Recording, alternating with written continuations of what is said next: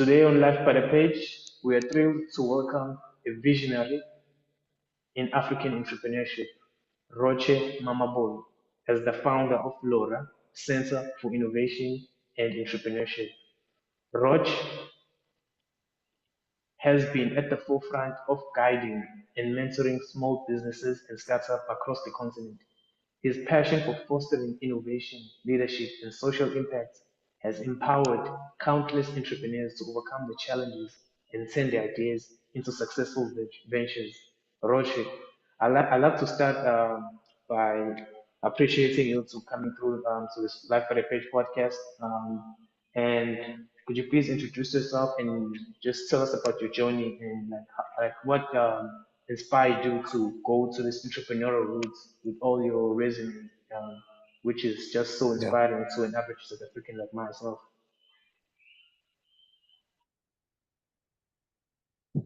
Um, Thank you so much. Thanks for the invite. So my name is Roche Mamabolo. I come from grew up in a township in just outside north of Pretoria called Mamelodi. So if you know Mamelodi Sundowns, that's where I come from. Grew up there. Studied there. Did my undergrad, postgrad in Pretoria. I think how I became interested in entrepreneurship was in high school. I got, uh, you know, I grew up at a time towards the end of apartheid. I was in high school and there were quite a lot of disruptions at school. And my parents were worried that I'm not going to be able to finish matric, or if I do, I won't get the right grades. So they took me to boarding school. So I went to boarding school. From a township, I went to boarding school. I get there, this boarding school, my parents took their last money and they said, off you go. So I went to boarding school and I get there and I'm shocked because the kids that I'm in boarding school with are kids from families that have got businesses. So I got exposed to Black excellence in high school. Um, you know, these kids, their parents would be running supermarkets, filling stations, butcheries, construction companies, and I got inspired. And I was just amazed at the fact that it's actually very possible for Black people, for a Black family to run a well-to-do business that's flourishing. And and I remember when I got there, I'm like, this is what I want. So it's true that exposure, being exposed, plays a huge role. Um, and I was exposed to entrepreneurship at a young age. And so I mean, a simple example would be, so we're at boarding school, school holidays come, right? And usually what would happen is when school holidays comes, you're in high school, when school holidays comes, you're thinking, those, you're gonna wake up at 10, there's no need to wake up in the morning, you're just loafing around doing nothing. That's typical school holidays. So I said to one of my friends, I don't want to go home. I want to come visit you. So it was one of those 2 week school holidays. So I'll visit you for a week, and the other week I'll go home, right? So that my parents can see me. And I spend the week with them, and then school's open. So the guy says to me, no problem, but you must know when you come to my place, we're gonna work, right? And this is high school. So I'm like, what do you mean you're gonna work? I like, well, so it's such a weird thing because I'm excited the school holiday is coming. He's not excited that school holidays are coming, right? He doesn't want school holidays. So I don't understand, why don't you want school holidays? So it's like, because during school holidays, I don't get to rest like you guys, I work. So I'm like, nah, it can't be that bad, right? So I'm thinking, nah, it can't be that bad. So I go and I visit my friend in Amaskral. They have funeral parlors, butcheries, shops. So I get there, right?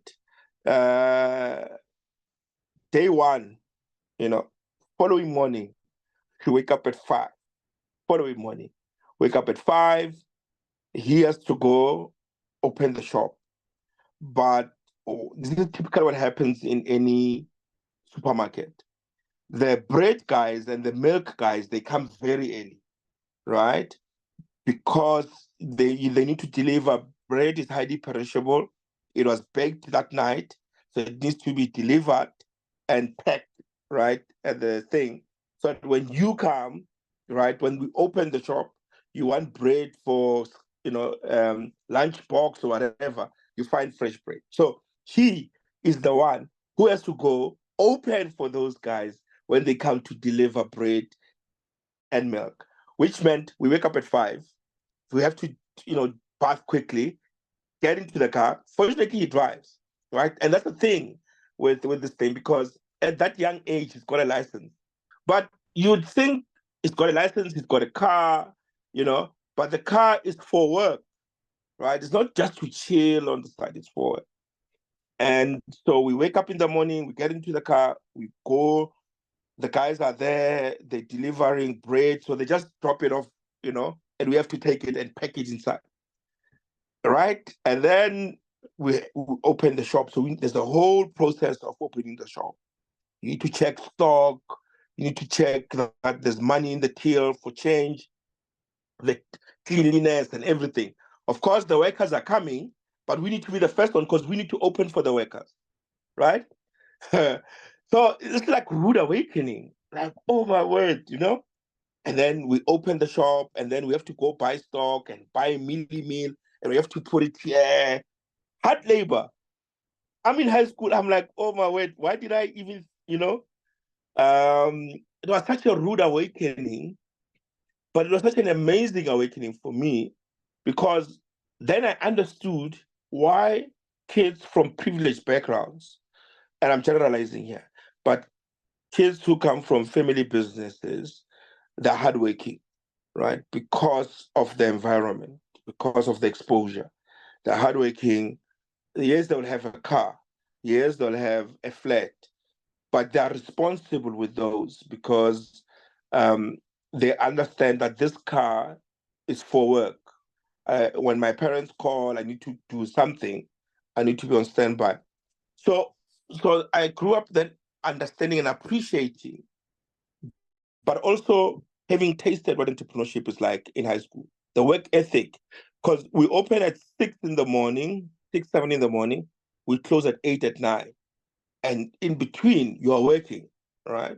And then the following day, and the day after, right? So the work ethic became such an embedded thing in me. It became second nature that we work. In business, we work. We put in the hours.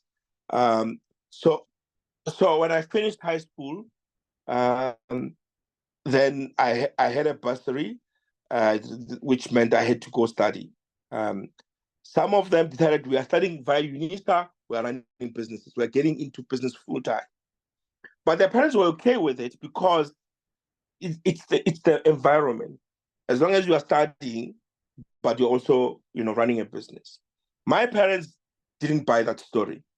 My parents were like, you are going to university, right? You're going to university, this thing of you being an entrepreneur. What is an entrepreneur? You're going to university.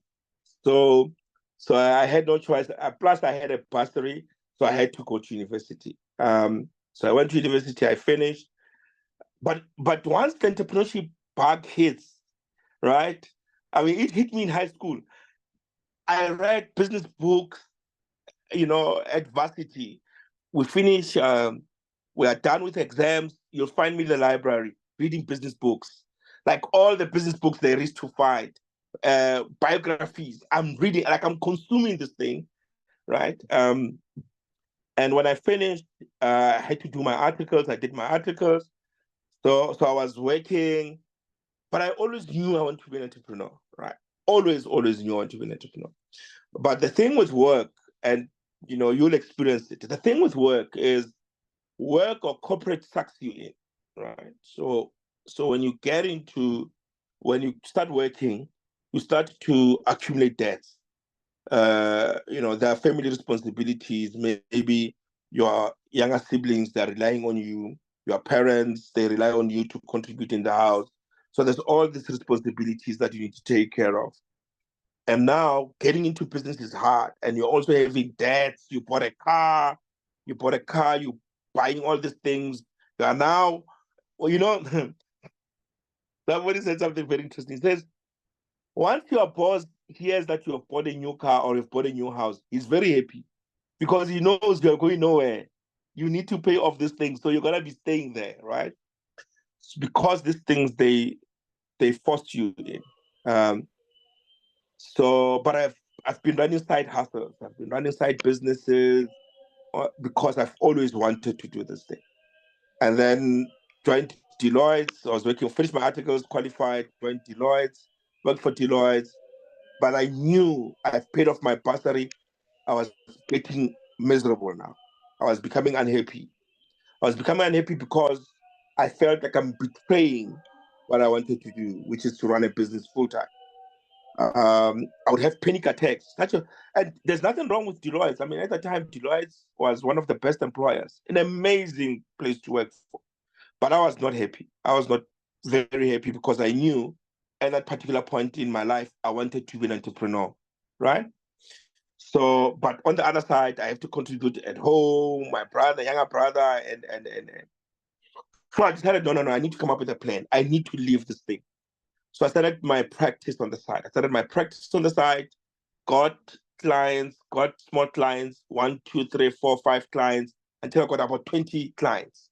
Right now, these clients, they won't replace my salary, but I'll be able to pay for the car, the house, Mm. and I Yes, left. yes, yes. So like Yeah. now you have your clients now, like because let's go back into that because you said you were reading all these business books because most South Africans they like books are meaningless, business books are meaningless. Like why should I learn from that person? Like I should start my own thing. It's all about action.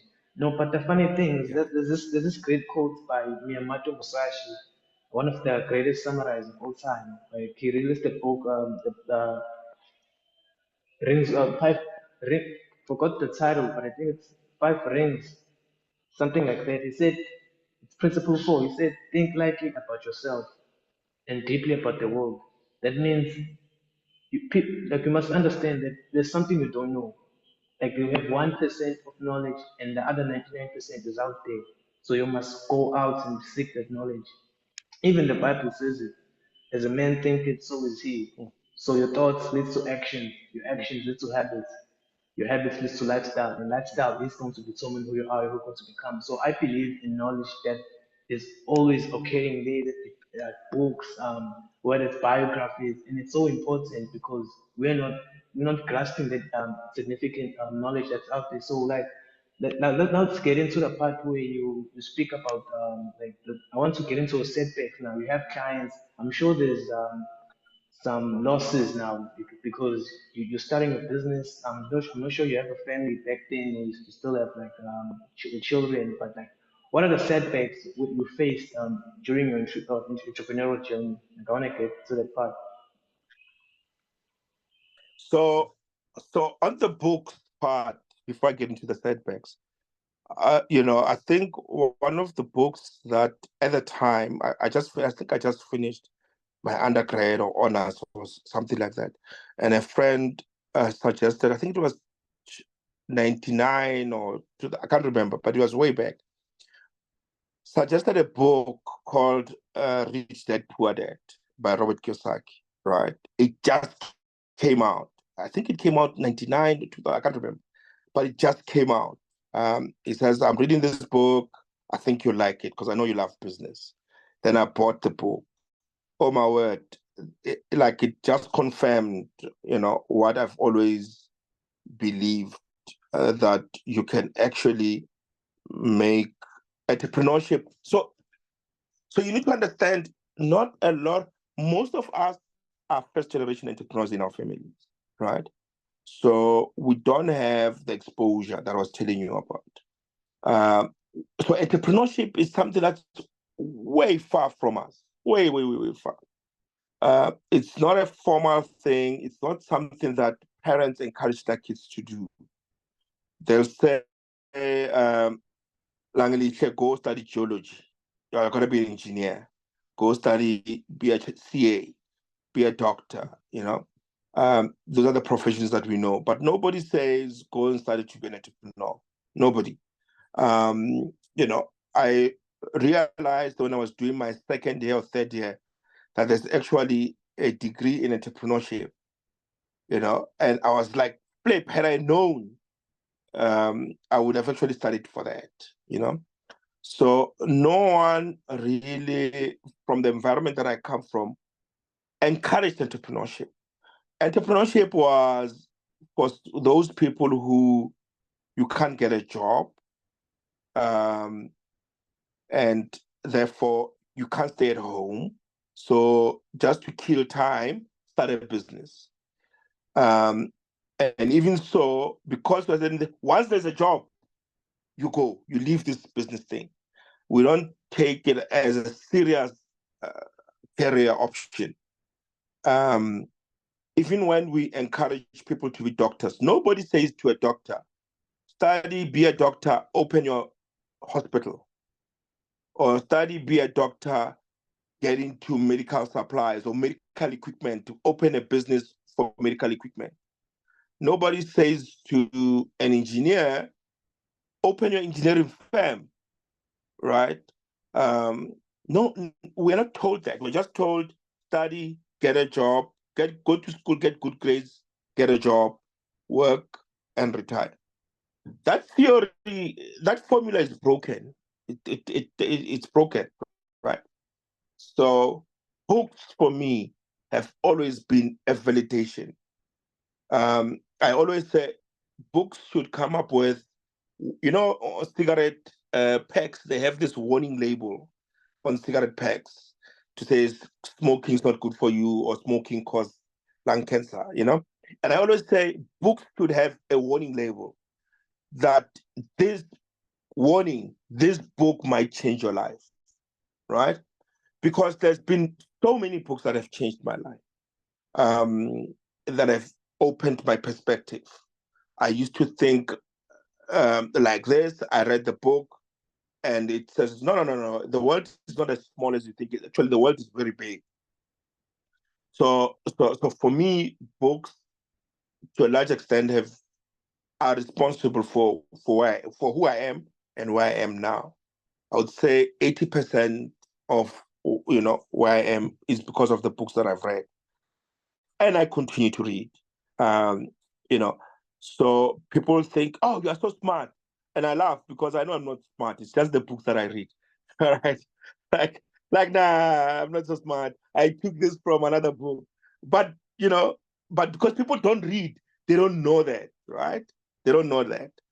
So books will make you smart, and so they've actually helped me. There are quite a number of books that have helped me. Sometimes when I feel like giving up, and I'll get an amazing book, and I'll read it, and if it's very good, I'll read it throughout the night. I'll read it until 2 a.m. Like it will be like so that good, um, and my head will be buzzing. Like when I finish the book, I'll sit there and I'll be like, "What just hit me?" So yes, absolutely. So I leave Deloitte. I start the accounting practice. We run. Cardinal mistake. I put all my eggs in one basket. Right. Uh, Remember, I have 20 small clients. Right. Township businesses. I'm doing their vet. I'm doing their pay slips. I'm doing management accounts. I'm keeping their books. Right. Then boom comes this big contract, a tender, right, from the provincial government of Mpumalanga, right? I look at the numbers like, what? This is good, right? I'm going. This small clients, the Bangshang is cutting dot. Like, I do this work and when I look at this contract, 12 months, I'm out. I left those guys. The project was in Mpumalanga. Took my team, 4 of them. We go to Mpumalanga. Desperate. We do the project. It's a 12 months project. And you know how comrades are. No, don't worry. If you do a very good job, we'll renew after 12 months for another 12 months. I'm like, yeah, no. I know myself. I'll do a good job. No, let's go, guys. So the first payment, like when they have this thing called signing on fee, like soccer players, when they sign a soccer player, they give you like a signing fee, right? Just on signing the contract, there's a special bonus. So with this project, there was a special bonus. Just on signing the contract, boom, here's money. I'm like, hey, this is gonna be good, right? Get the first payment, buy equipment, go to Nelspruit, set up an office there, we work. So the project was structured in such a way that it's 3 payments. First payment on signing, second payment during the project, and then the last payment at the end of the project. So it's 12 months, right? No problem. First payment, we get paid. We're excited, we work. I've left those guys. Those 20 small clients, I've left them. I'm focusing on this big one. We all have this obsession to want big clients. A lot of people. You just finish working, you want to work for a big company.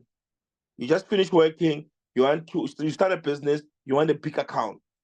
If I can do Standard Bank or FNB or these big brands, they pay lots of money. That's always our obsession, right? So I got this government project, we are waiting. First payment comes, second payment comes, third payment. It takes forever to come. November. People are writing exams in government. There's no one to process our payment. November. December, they're gone on holidays. No one is in the office. Very few people. People who have the powers to sign are not in the office in December. January, they're not back. They're still in holidays. Mind you, I haven't been paid. I've submitted an invoice in November. I'm not paid November. I'm not paid December. I'm not paid January. February, they come. I ask them, guys, can you please process my invoice? No, we finished the budget. We're waiting for the Minister of Finance to allocate the budget. When is he allocating the budget? End of February. 4th month, I'm not paid. February comes, Trevor Manuel was the Minister of Finance then. He tables the budget. I go to them. Hey, the minister has tabled the budget. No. We have to wait for the MEC of Finance to do the vote allocation. When is he doing that? March. 5 months, I'm not paid, right? My guys, they're gone. They left me, right? Because I didn't pay their salaries.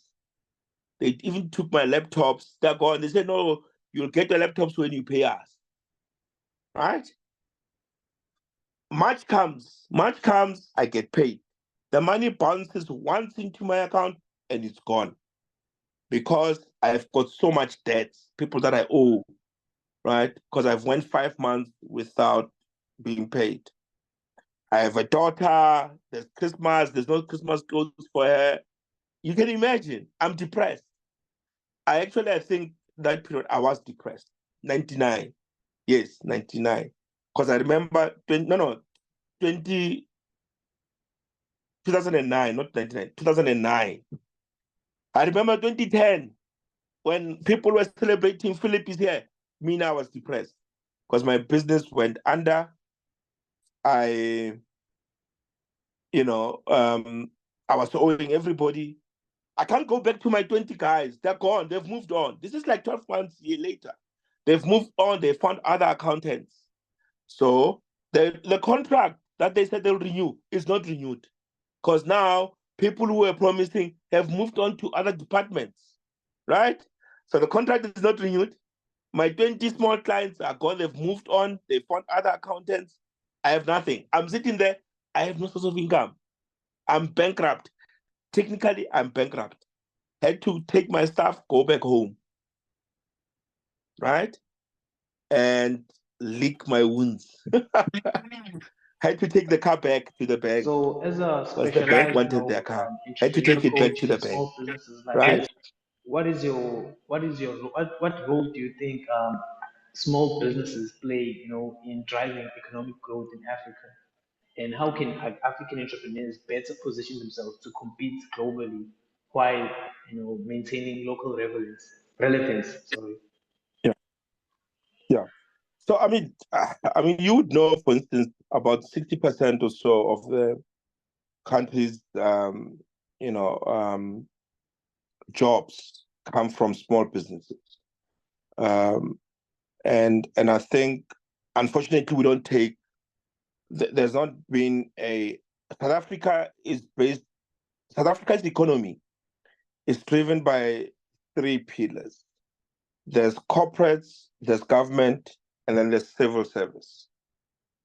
Entrepreneurs are not, you know, fully appreciated as they should. In South Africa, we celebrate politicians far more than we do entrepreneurs. Politicians hog the media space, newspapers, you know. We are a politician or politics driven country, um, unlike in the US. So in the US, it's the other way around. Entrepreneurs are more celebrated than politicians. A case in point, when Obama met Mark Zuckerberg for the first time, the newspaper headline went like this: Obama meets Zuckerberg, right? Not the other way around. It was Obama who was meeting Zuckerberg. It was not Zuckerberg who was meeting Obama, right? I found that to be quite interesting. Sort of say this is how Americans take entrepreneurship that serious. The heroes of that country are more entrepreneurs. They celebrate entrepreneurs there. Unfortunately, in our country, we're not there yet. Entrepreneurs play a huge role. They solve our problems. They solve our problems. They move the country, or they move the world forward with their ideas, with their resourcefulness. We need more entrepreneurs in Africa than in anywhere else in the world because of the challenges that we have: poverty levels, issues of energy, water sustainability, food security, health. You know, we need more entrepreneurs here who are going to come up with solutions to these problems. And I think we need to start celebrating them more. We need to start having more podcasts like what you're doing. We need more. There's such a lot of work to do when it comes to entrepreneurs. We need them to start, fail, learn from those mistakes, pick themselves up, and soldier on. Um, Otherwise, we're going to be left behind, right? Um, you know, we need to take this, especially the generation that's coming, because it's easier today to start a business. It's easier to do a podcast and meet someone that ordinarily you would not meet. We are more connected before than ever, you know. You go into socials, you're able to Google Leonard Craig Jr., right? You're able to find out what he's doing. You're able to invite him. It's easier today to do those than before, right? Where the mobile phones were not there, the internet was still at its infancy stage. We're relying, when I was in varsity, we're relying more on magazines, business magazines, enterprise magazine. Those were the things that kept us going. There was no Twitter, there was no Facebook, you know. So today it's easier to connect, to meet people, to see what other people are doing out there and replicate that in your community, right? So there's never been such a huge need for entrepreneurs in Africa than today. And fortunately, we've got the tools that are, that are making this, starting easier. You can register a company online before. It will take you at the most a week. With us, you had to go queue at DTR, Cipro, queue, paper, complete paper, complete the form to register a company. Today, online, right? You just plug in, submit the name. Tomorrow, this time, your name is approved. You lodge your papers. By Friday, you've got a company, right? You can register for SARS. You can register for. It's easier today. The challenge, though, is we still have the mindset that's still lagged behind. We've got the tools that are way advanced, but our mindset is not using these tools. We are busy playing Angry Bird on Twitter or X now. We are fighting, we're looking for who's trending and what. Those things, they are not helpful, right? You could be using your smartphone for quite powerful things, right? So we need to upgrade software upgrade the brain. Yes, that's a valid point because, like most of the times, you find so many people are narcissistic. You know, they think they're better because they have like or 5K followers. Like it's Yeah, something, but there are people who are better than you. Like, what impact can you make as a wazo? Okay, you've learned, you've become a lawyer. Like, but what impacts can you help those fellow brothers that are left there on the street that are yeah, just standing there? But so fundile, yeah, but do something that's gonna change. Educate, do a yeah, podcast. Let's learn. Give me something new that I can yeah, take and implement in the future that could help my fellow brothers that I can leave behind for yeah, them, in the next 10 years to come. Like, I'm also like super interested in like yeah. this conversation. You're sharing so much that I'm just grasping now. I'm just like, oh, these are PowerPoints, and like I'm so interested in another question. It's like because in this evolving world, it's changing constantly now with technology and everything. Like, what industries in Africa now, Yeah. like, do you believe hold the most potential for entrepreneurial growth, innovation in the coming years? Repeat the question. Like, What is? what industries in Africa do you believe hold the Oh, most potential for entrepreneurial growth? oh. Yes. Look, yeah. Look. I think there's quite a number of industries. Africa is lagging behind, but Africa is endowed with resources. We've got the land. The most arable land in the world, about 40%, if I'm not mistaken, or 60% of arable land in the world is in Africa. Arable land, I mean the land that we can use for agriculture, is in Africa. So let me start with technology, right? Technology um, is the greatest equalizer today. I think there's so much that we can do with, for instance, artificial intelligence, right? AI is in the past 2 years, AI has grown so exponentially that that it's so hard to keep up because there's so much changes, right? And I think we all of us have AI on our phones. If you have WhatsApp, you've got Meta, it's an AI tool, right? You can't struggle with a with anything if you've got the powerful tool in your hands to answer those questions, right? So technology for me is a starting point. And technology in the 80s, 90s, technology, when we talk technology, we spoke IT. IT was a department in an organization.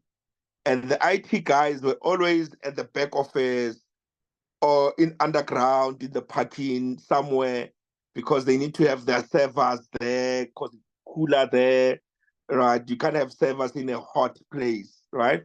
So IT guys were always in some remote space in the building. We don't see IT guys in the 80s, but what technology has done is technology has left the back office and it's now going into the HR office, it's gotten into the finance office, it's gotten into the marketing office, the CEO's office. How so?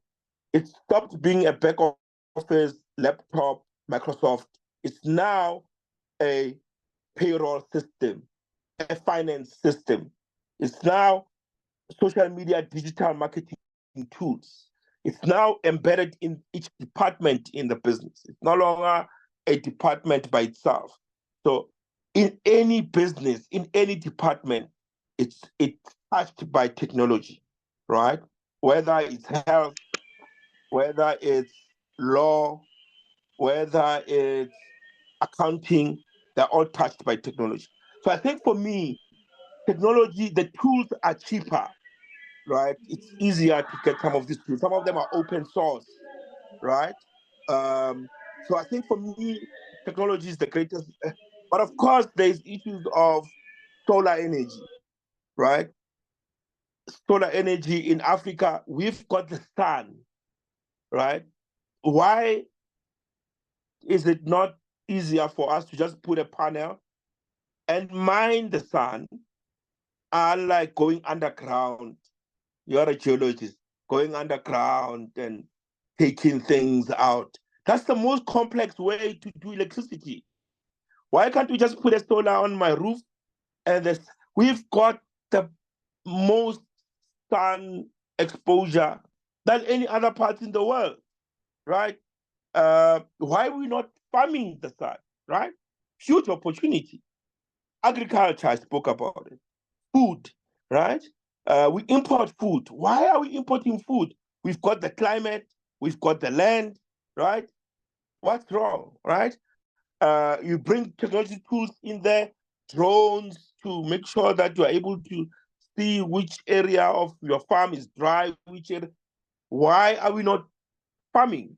So for me, technology, farming, agriculture, uh, solar energy, health, for instance, right? Yes, we need more doctors, but we also need more affordable clinics or affordable places where poor people can go.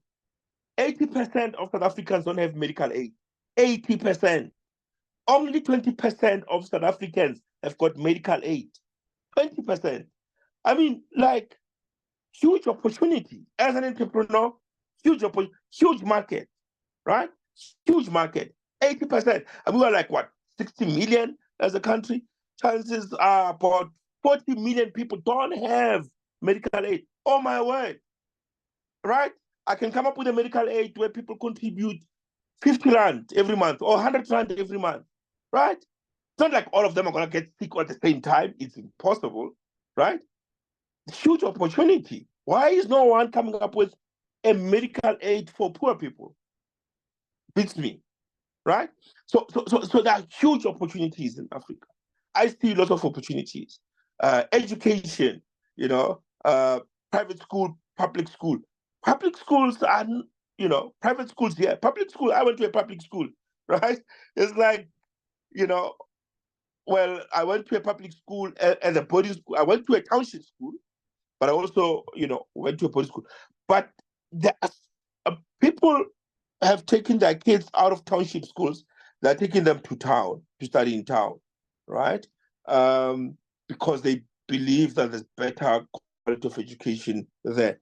But if you think about, for instance, what's at the biggest challenge is the quality of teachers. That the culture of learning. You open your own private school or your own private primary school, your own private high school.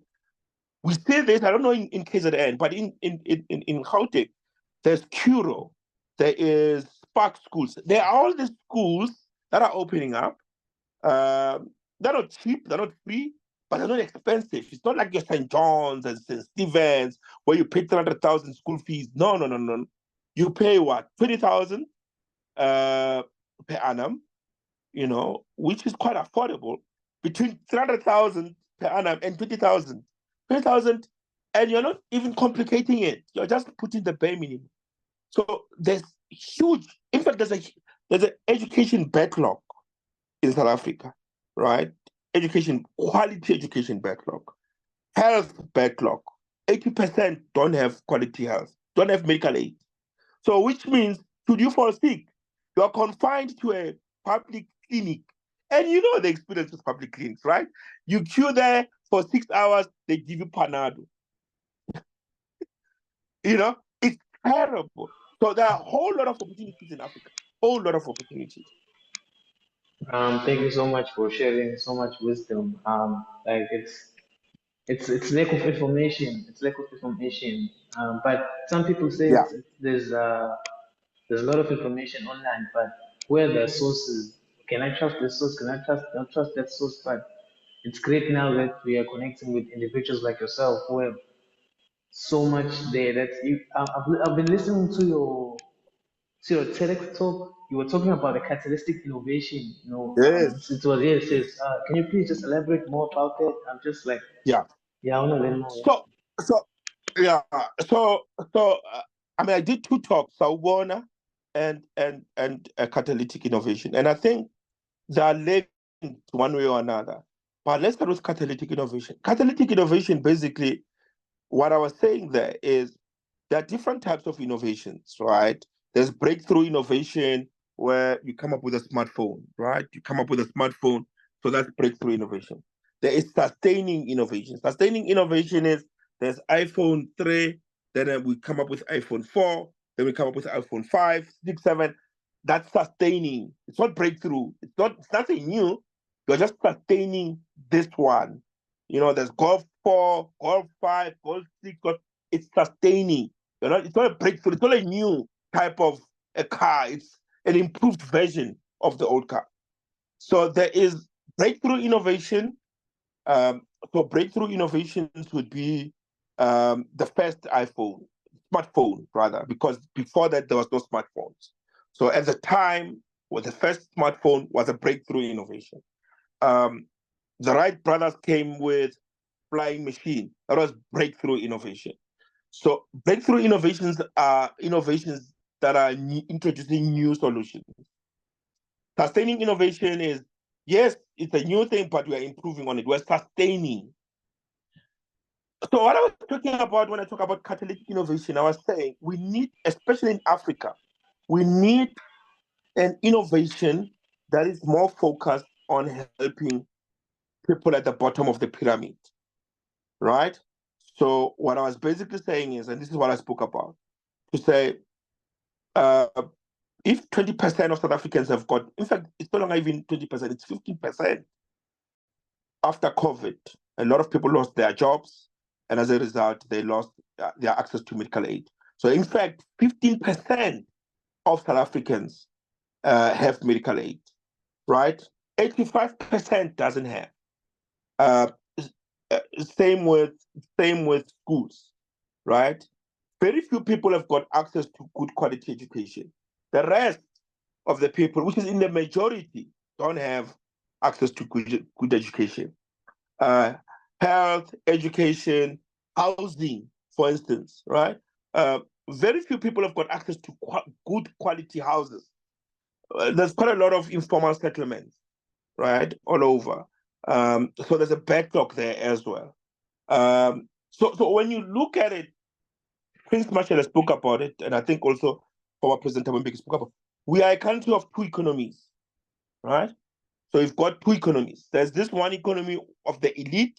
Very few people, they don't rely on public transport. They have got their own cars.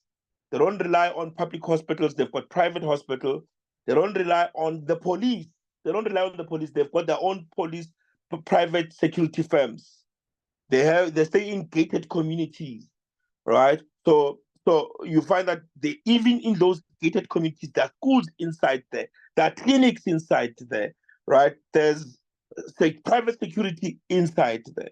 They don't rely there in a way. They're trying to live their lives as far away from government and interaction as possible.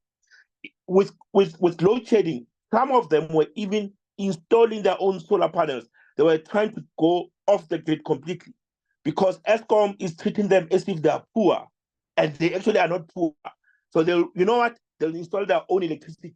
So they're privatizing their own electricity. So ultimately, they don't have anything to do with the government. Private schools, private healthcare, private security firm, private electricity, everything is private.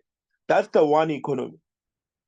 When they fly private business class. They don't mix with us at the back, right? And then the other economy, which is the majority, right? Here, they rely on public schools, which are not really as functional as they should. We rely on public hospitals, which, like I said, you queue for 5 hours, they give you Panado or Gripon or whatever, right? Um, we rely on the police. You know what's like. You call them, you say, "Hey, they've broken into my house." They'll tell you, "Baba, we don't have vans. Just give us 2 hours. We're waiting for the vans to come. We'll come to your place." It's terrible, right? You're on your own. So these are the two economies. Few at the top, very big at the bottom. Now, if you're going to come up with an innovative idea, you need to target the guys at the bottom. Now, we have this conception that people at the bottom are poor, they don't have money, blah, blah, blah. That's not really true. People at the bottom are saying, I have the money, but you have priced yourself outside my budget. That's what poor people are saying. They're saying, I can afford to pay 500 or 1,000 for my daughter's school fees. I can sacrifice and pay 1,000 for her to get a decent education. I don't need to pay 300,000. It's out of my budget, but I can pay 15,000. I can sacrifice and pay 15,000 for my daughter, right? For her to get. I don't need. Why do I have to pay 300,000? My daughter's not gonna play rugby. I don't have to pay for these big loans and the maintenance guy. And no. I can't afford that. I want just decent education for my daughter, right? So the catalytic innovation is that to say, here's this innovation, is focusing on social challenges, health, education, security, housing, blah, blah, blah, blah. It's accessible. In other words, you are building something that poor people can access. You can't want to put it in town. Poor people are in the township. So it needs to be in the township where poor people are. Case in point, Capitec Bank. Capitec Bank opened branches in townships, right? Where people, I can walk to Capitec Bank. Where I stay, in Kokasi, there's the Capitec Bank at the shop where I stay, right?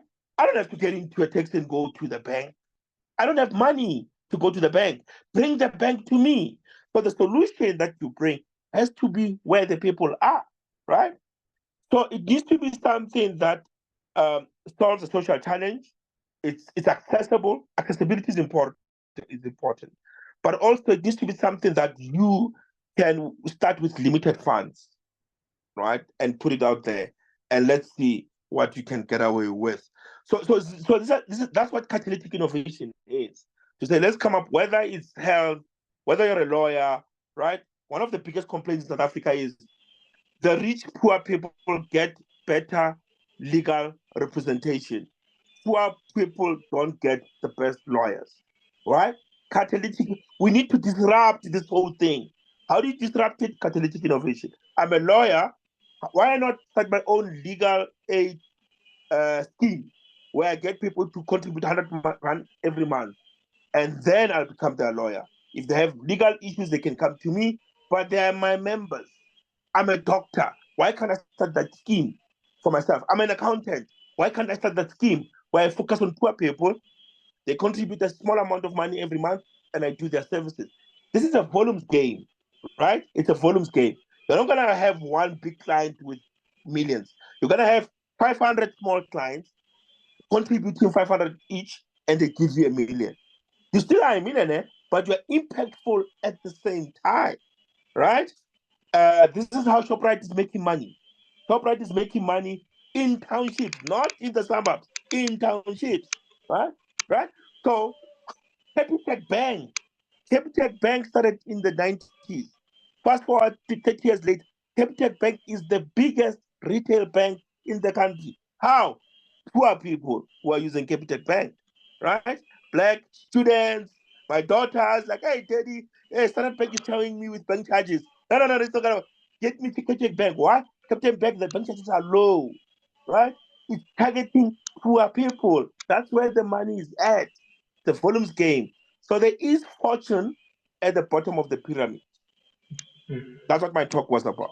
Wow. Thank you so much for that. I'm sure the audience will be happy to even hear that. So you spoke about innovation, but I was listening to, I was reading. I think I have Eleanor Crick's book, the lessons he learned along the way. He spoke about he created mixes, and WhatsApp was coming along the way, with funders from US companies and stuff like that. So it wasn't able to compete, with that. So like my question is like, how do you think the African startup ecosystem can become more resilient and self-sustaining in the face of global competition and economic challenges? Because it's rough now, it's the rent is much better than Yeah, yeah. So yeah, that's yeah. So, in fact, I was talking about mixed yesterday. Quite interesting. Uh, le- let's solve our problems first. It starts with that. Let's solve our problems first. We have unique problems to the rest of the world. We have poverty, we have health, we have education, housing, transport, um, access to finance, access to affordable legal services. I can go on. Um, we need to come up with those solutions to those problems. And the solution to those problems are solutions that we need to. So basically, what I'm saying is let's disrupt poverty. That's what I'm saying. Let's disrupt poverty. And so when you talk about mix it, I haven't been on mix it, but I know that, I mean, I just missed the mix it wave because I know my cousin, my nephew would always say, Uncle, why are you not on mix it? Why not on mix it? Right?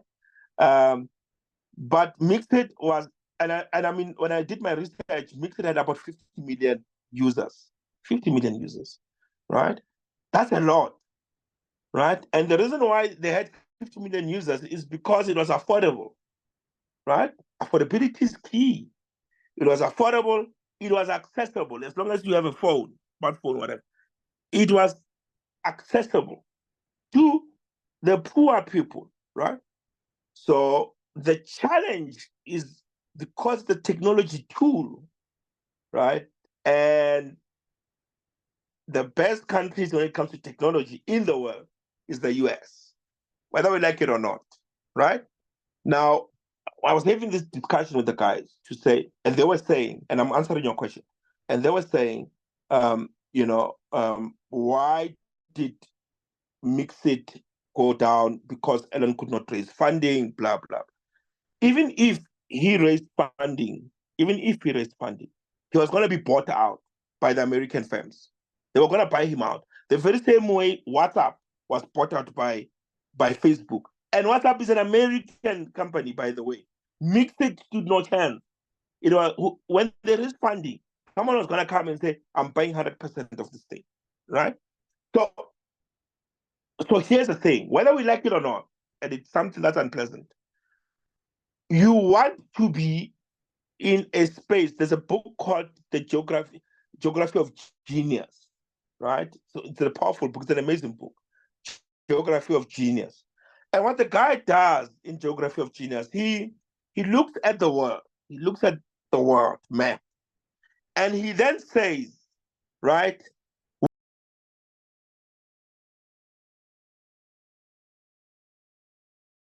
Okay. So he says in Geography of Genius, he says, where are you likely to find geniuses? And geniuses in different definitions. It says if you want tech geniuses all over the world, you're going to find tech geniuses in Silicon Valley, right? The best brains when it comes to technology are in Silicon Valley, right? Now, if you're an African startup and you are building a tech company, you need to have links to Silicon Valley. Yes, you don't have money to go to Silicon Valley, that's okay. But we spoke about you've got the tools. YouTube, you can follow Y Combinator, one of the most impactful hubs in Silicon Valley, Y Combinator, right? You can follow their account. You can look at the talks that they give because they upload those talks there. You can follow their account on X. You can follow their account on social media, right? You can become part of their community. While you are here, you want to link up to the best in the world. Think about it. Soccer players. You want to be the best soccer player in the world. You are not going to be the best soccer player in the world in the PSL. Forget it. It's not happening. Right? The best soccer players, they go either to La Liga or the English Premier. Well, they end up in La Liga if they go to the English Premier, right? The best soccer players, right? Messi, I can tell you this for free. Messi would not have been the best player in the world if he was still playing in Argentina. I can tell you that now. He wouldn't. Well, you understand? So geography of genius says, where do the best people converge? The best brains, the best talented people in the world for your specific industry. Where do they go? Now, in South Africa, if all over the world you want to be the best rugby player all over the world, where do you go? Right? We cook them differently. I don't know what they give those rugby boys, those cook sisters or boykikos, or I don't know what they give them. But you want to be the best rugby player in the world? Yeah, we make them here, right? So you need to then ask yourself, if you want to be the best in whatever field that you're in, where are the best brains located, right? And you find a way. If you can't get there physically, once in a while to attend a conference, to be in that space, because you need to understand where the trends are happening. The trends in technology are taking place in Silicon Valley. If you can get it right in Silicon Valley, you've conquered the world. It succeeds in Silicon Valley, it succeeds everywhere else in technology. You become the best in La Liga, you are the best in the world, right? So how do we become resilient? We can't become resilient by isolating ourselves. We need to connect to the best brains anywhere in the world and make sure that we collaborate. That's how we become the best. Elon Musk decided, I'm out of here. I want to do this work. The best people who are doing this work are based in the US. He wouldn't be Elon Musk if he remained here, unfortunately. Thank you so much. Like one last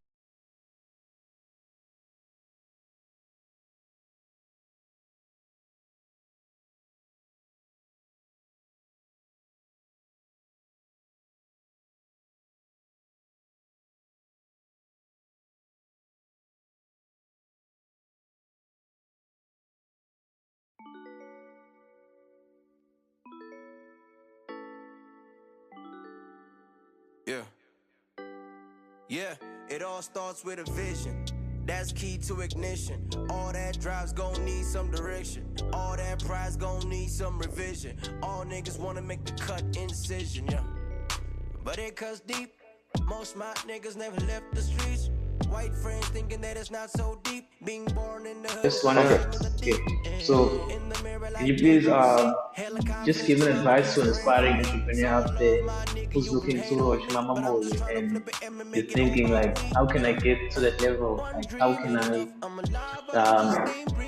because I'm also inspired, with all your talks on ACDC, I've been watching all those videos and I'm just consuming every day, all this content, and it's just inspiring for me as an average South African who's just looking up to those videos because we need you and we thank you so much for bringing employment to our community, and it's just a privilege to say siyabonga bafethu nesize kakhulu kulo mphakathi siwakuwo. Mandela basizile kodwa we thank you Roche, Mr. Mabolo for that, and just please just give us advice to people who are looking up and saying I want to get there. Yeah. So I mean, there's quite a lot to talk about. I think firstly, find your why. What's your purpose? Find your why.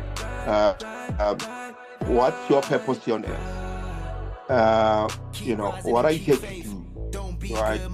You're here to impact people's lives. You're here. What's your purpose? And your purpose cannot be to make money. Money is the result. It's not the main thing. What's your purpose? Find your purpose. And people. There was a study that was done by this lady.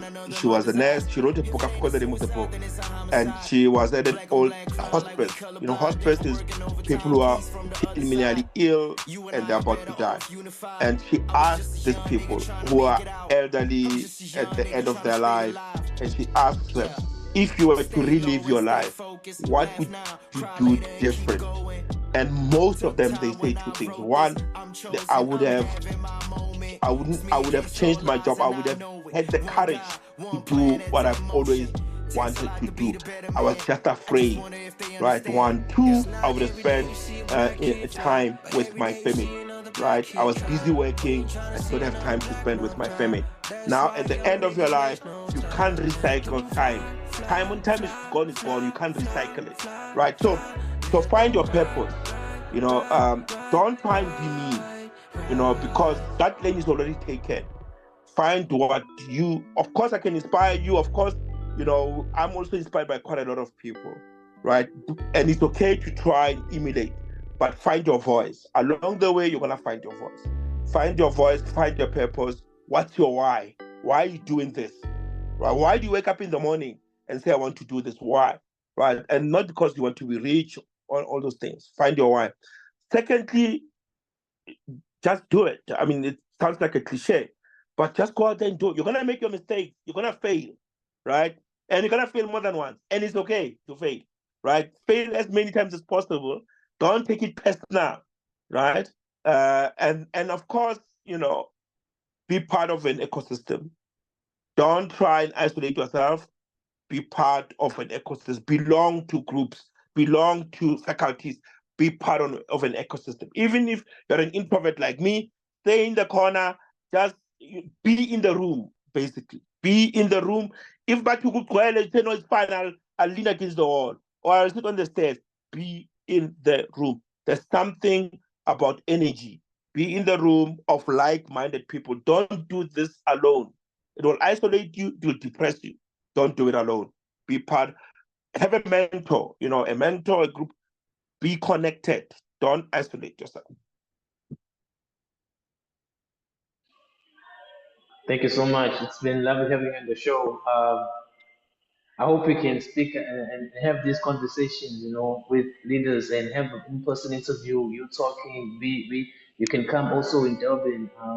And I think also there's now an entrepreneurial network with you know UKZN. So we Yeah, will love it having this all starts with a conversation. vision. We That's will key love to ignition. Invite All me. that drives gon' need some direction. we love All fostering, that you know, prize gon' need entrepreneurship some with revision. Kulto. All He's here, niggas you wanna know, make the cut building this, you incision. know, thing for But it cuts students deep. and stuff like that. So Most my we love niggas having never you, left the and it's been streets. lovely having you on the White show. friends Thank you so thinking much. that it's not so deep. Being born in the hood is like a Invite single me. deep. I'll definitely come In down. the I'd mirror love like to. they gon' see. All Hella right. confidence cause mama keeps praying for me. So love my nigga, you can hate on me. But I'm just trying to flip it and make it all about we. Yeah.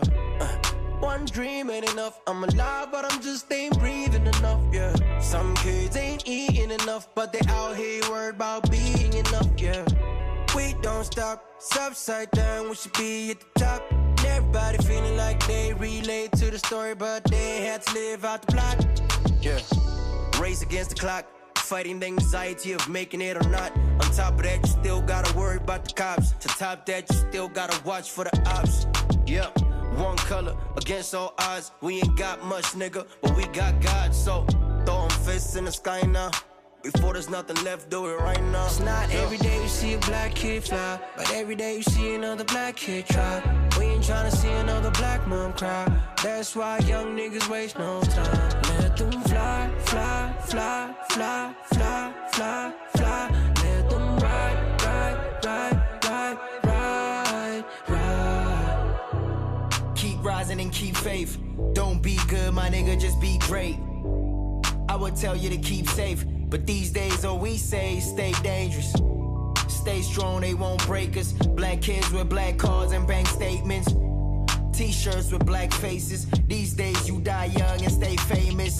Running out of time. Tears running down another mother's eyes. If it ain't a suicide, then it's a homicide.